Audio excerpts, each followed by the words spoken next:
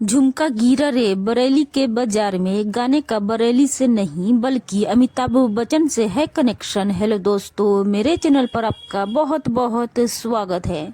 मेरा साया फिल्म में सारे गाने लता मंगेशकर ने गाए हैं, लेकिन सुपरहिट गाना झुमका गिरा रे बरेली के बाजार में आशा भोसले ने गाया और ये गाना खूब मशहूर है।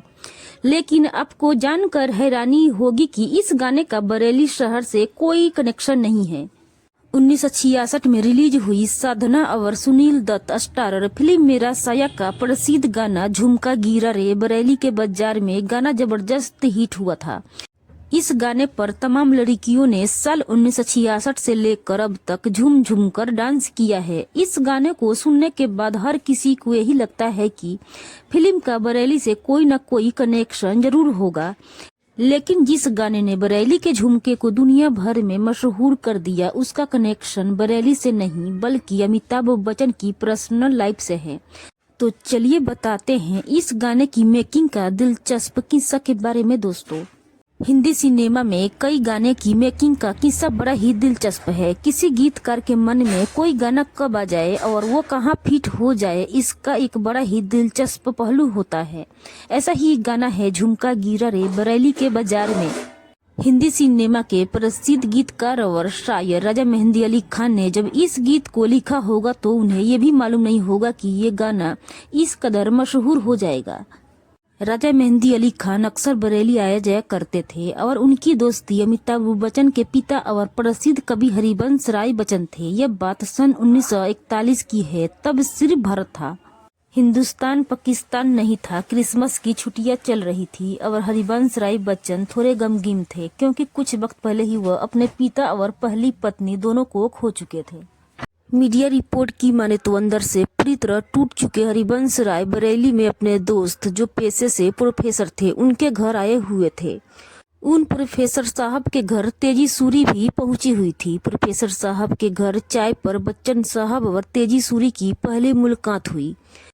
तेजी को बच्चन साहब पसंद आए। तेजी उन दिनों लाहौर के खूबचंद डिग्री कॉलेज में साइकोलॉजी पढ़ाती थीं। वहां की प्रिंसिपल हेमा जौहरी बरेली की ही रहने वाली थीं और तेजी की अच्छी दोस्त भी थीं। उन्हें जब तेजी के दिल की बात पता चली तो उन्हें दोनों को मिलाने में काफी मदद की। साल के आखिरी दिन 31 दिसंबर की रात को बरेली के प्रसिद्ध वकील रामजी शरण सक्सेना के घर पार्टी रखी गई थी। इस कार्यक्रम में तेजी और बच्चन साहब की मुलाकात हुई। बच्चन साहब को नए साल पर एक कविता सुनाने का आग्रह किया गया तो जैसे ही बच्चन साहब ने कहा, उस नयन में बस सकी कब इस नयन की अश्रुधारा, तो तेजी जी की आंख भर गई और उनकी आंखों में आंसुओं की धारा बहने लगी। और कहते हैं कि हरिवंश राय बच्चन भी अपने आंसू रोक नहीं पाए। दो दिल करीब आए और कुछ ऐसा हुआ कि 1941 की नए साल की सुबह में सब कुछ पूरी तरीके से बदल चुका था। दोनों की इनकी सगाई हो गई। 4 जनवरी 1941 को इलाहाबाद के जिला मजिस्ट्रेट की अदालत में हरिवंश बच्चन ने अपना विवाह रजिस्टर कराया। वो दौर आज की तरह मॉडर्न नहीं था, तो यह शादी किसी भी बात से कम नहीं थी। खैर, तेजी बच्चन परिवार का आशीर्वाद लेने के लिए लाहौर चली गई तो बच्चन साहब इलाहाबाद जाकर शादी की तैयारियां में जुट गए। शादी होने के पहले भी कवि सम्मेलनों और पार्टियों में अक्सर उनकी मुलाकात होती रहती थी और दोस्त मंडली शादी के बारे में पूछती थी।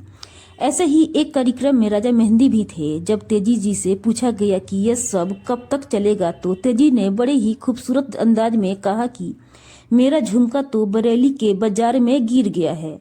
इसका मतलब शायद यही रहा होगा कि दिल कभी से लग चुका है। खैर, जो भी रहा हो, ये बात शायद वहां मौजूद लोग भूल गए होंगे। शायद खुद हरिवंश राय बच्चन को भी याद नहीं रहा होगा। लेकिन मेहंदी साहब के जेहन में ये बात बैठ गई। जब 1966 में मेरा साया फिल्म के लिए गीत लिखने की बात चली तो उन्हें यह किस्सा याद आ गया और रच डाला पूरा गाना झुमका गिरा रे बरेली के बाजार में, जिसे मदन मोहन ने संगीत से सजाया और आशा भोसले ने गाया और एक्ट्रेस साधना ने अपने खास अंदाज में इसे मशहूर कर दिया। दोस्तों, ये इन्फॉर्मेशन आपको कैसी लगी जरूर कमेंट बॉक्स में बताइएगा। वीडियो जरा सा पसंद आई तो वीडियो को लाइक करके मेरे चैनल को सब्सक्राइब जरूर से कर लीजिएगा। मिलते हैं नई वीडियो में, तब तक के लिए जय हिंद, जय भारत।